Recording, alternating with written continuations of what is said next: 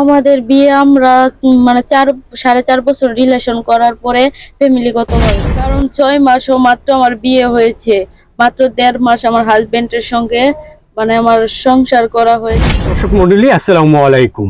দর্শক, ইতিমধ্যে আপনারা আমাদের ক্যামেরার সামনে যে বোনকে দেখতে পাচ্ছেন, তাকে ইতিমধ্যে সোশ্যাল মিডিয়া ব্যাপক ভাইরাল হয়েছেন খুবই দুঃখের একটি বিষয় নিয়ে।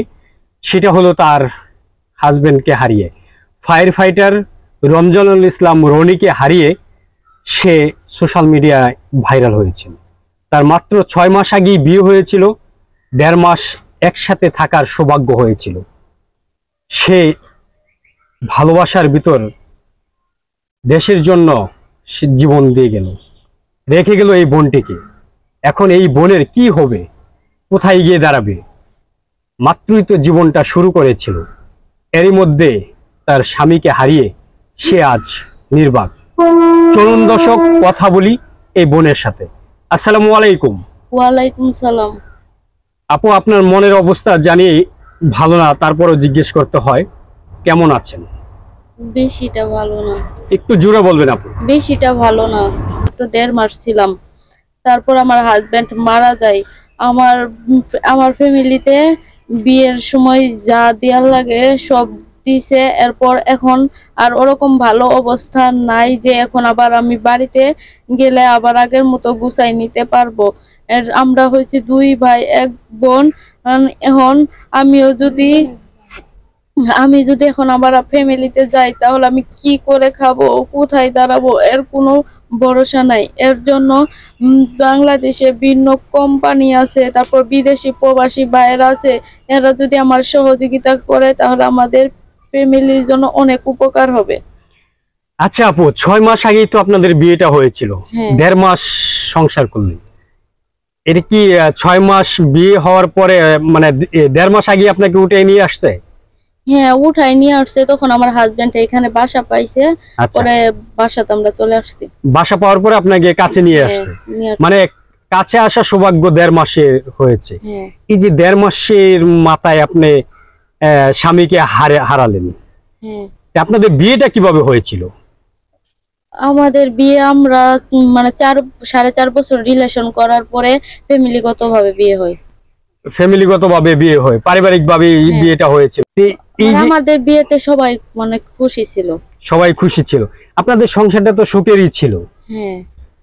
এই যে আপনার রনির সাথে কোনো স্মৃতির কথা কি এখন মনে পড়ে আপনার? হ্যাঁ, সব সময় মনে পড়ে। একটু বলুন না আপনি। মানে সব সময় ওই আমাকে খাওয়াই দিত, তারপর গোসল করার পানি নিয়ে এসে দিত, কোনো কাজই আমার করতে দিত না। রুম মোছা, তারপরে করা, মাথায় তেল দিয়ে সব A to Z করতো। আমার কিচ্ছু করতে হইতো না, খালি বলতো তুমি চাকরির পড়া পড়ো, এছাড়া আর কিচ্ছু বলতো না। কারণ ওর একটা ইচ্ছা ছিল যে উনিও সরকারি চাকরি করে, আমিও যেন সরকারি চাকরি করতে পারি। এর জন্য আমার অনেক সাহায্য করতো।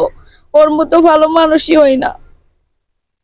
এই যে যেদিন ঘটনাটা ঘটলো সেদিন কি তার ডিউটি ছিল? ডিউটি অবস্থায়? হ্যাঁ ভাইয়া, মানে 2টা থেকে 4টা পর্যন্ত ডিউটি ছিল। আচ্ছা, 2টা থেকে 4টা পর্যন্ত ডিউটি ছিল। হ্যাঁ। সেই শেষ যাওয়া তো আপনার কাছ থেকে একটি গেঞ্জি হ্যাঁ। নিয়ে গিয়েছিল, হ্যাঁ। আর আগে একটা ভিডিওতে আপনি বলেছিলেন। হ্যাঁ। সেই দেখায় আপনি লাস্ট কোথায় গিয়ে দেখলেন? মেডিকেল হসপিটালে মেডিকেল হসপিটালে ডেড বডি দেখছি। Dead body. যখন আপনি প্রথম দেখলেন কিরকম অবস্থায় আপনি পেয়েছেন? অনেক খারাপ অবস্থা, কারণ ওর মুখের দিকে আছে না তেমনটা বোঝা যায় না, শুধু আমি গেঞ্জিটা দিছিলাম, ওই গেঞ্জিটা বোঝা যায়। আর ফায়ার সার্ভিসের এখানে ছিল, ওটা বোঝা যায়। আর ওরা এখানে একটা তিথি ফোঁটা দিচ্ছে, হেডে দেখে আমি মানে বুঝতে পারছি যে এটা ওই। আচ্ছা, এই যে যখন হাসপাতাল থেকে নিয়ে গেলেন, হ্যাঁ। এখানে আপনাদের কোনো ভোগান্তিতে পড়তে হয়েছে কিনা? হ্যাঁ, আমাদের ওই যে পোস্টমর্টম করছে, এখানে 700 টাকা দিতে হয়েছিল। আর দাফন করার জন্য কাপড় ইটি এগুলো সব আমাদের নিজের টাকা দিতে হয়েছিল। তো পরে আপনারা কখন এখান থেকে রওনা দিলেন? আপনার রওনা দিছি 5টার দিকে, বাড়িতে যেয়ে পৌঁছেছি 6টার সময় সকাল। সকাল 6টায় পৌঁছাইলেন। হ্যাঁ। আপনাদেরকে কোনো প্রতিষ্ঠান কিংবা আর্থিকভাবে কেউ আপনাদেরকে পাশে এসে দাঁড়িয়েছে কিনা? বা এখন পর্যন্ত কেউ মানে পাশে এসে দাঁড়ায় নাই। এই যে আপনার তো মাত্র 6 মাস হয়েছে, বিয়ে হয়েছে, 1.5 মাস সংসার করেছেন, তো ভবিষ্যতে আপনার পরিকল্পনাটা কি, আপনি কি করতে চান? ভবিষ্যতের পরিকল্পনা একটাই, আমি যদি একটা চাকরি করতে পারি তাহলে আমার স্বামীর স্মৃতি সারা জীবন ধরে রাখতে পারবো। একটা চাকরি পেলে আপনি আপনার স্বামীর স্মৃতিগুলো ধরে রাখতে পারবেন। আপনার তো এখন বয়স অনেক কম, এভাবে কি আপনি সারাটা জীবন সেই রনির স্মৃতি নিয়ে বেঁচে থাকতে পারবেন? হ্যাঁ, ইনশাল্লাহ পারবো। পারবেন? ইনশাল্লাহ। না ভাইয়া, কারণ আমি ওরে অনেক অনেক অনেক ভালোবাসি, আর ওরে ছাড়া আমি অন্য কারোর কাছে বিয়ে মনে করবো না। আচ্ছা, এই যে বর্তমানে আপনার সাথে কোনো সরকারি ভাবে কোনো কেউ উদ্বোধন কর্তৃপক্ষ যোগাযোগ করেছে কিনা? হ্যাঁ, যোগাযোগ করেছে, কিন্তু এখন পর্যন্ত কোনো মানে টাকা পয়সা এখন পর্যন্ত পাইনি। যাকে এটা সরকারি একটা রুলস আছে, সেই রুলস মতোই আপনারা হয়তো বা পেয়ে যাবেন। কি পর্যন্ত লেখাপড়া করেছেন? আমি কৃষি ডিপ্লোমা কমপ্লিট করছি। কৃষি ডিপ্লোমা কমপ্লিট করেছেন, তা এখনো কি লেখাপড়া চালিয়ে যাচ্ছেন না? আমার পড়াশোনা শেষ হয়েছে। পড়াশোনা শেষ হয়েছে। আচ্ছা, তো এই যে রনিকে নিয়ে তো আপনার এই যে এই এলাকায় ঘুরতেন, তাই না? হ্যাঁ, এই যে সবচেয়ে কষ্ট লাগতো এই পিছনের রুট দিয়ে আমরা প্রতিদিন বিকাল বেলা রেল লাইন দিয়ে ঘুরতাম। এই যে এখন আসছেন, এখন অনেক কষ্ট লাগতেছে, কারণ আজ যদি ওই থাকতো ওরে নিয়ে ঘুরতে পারতাম, কিন্তু ও নাই তো। এই যে একা একা যখন দিন যায়, রাত আসে, তখন কি আপনার মনে পড়ে না? হ্যাঁ, সব সময় মনে পড়ে। সব সময় মনে পড়ে। হ্যাঁ। তো আপনি দেশবাসীর কাছে কি প্রত্যাশা করেন, কি চান? দেশবাসীর কাছে এটা চাই যে আমার একটা কর্মের ব্যবস্থা যাতে হয়, আর সবাই যেন আমাদের পাশে এসে দাঁড়ায়, সাহায্য সহযোগিতা করে। সাহায্য সহযোগিতা করে।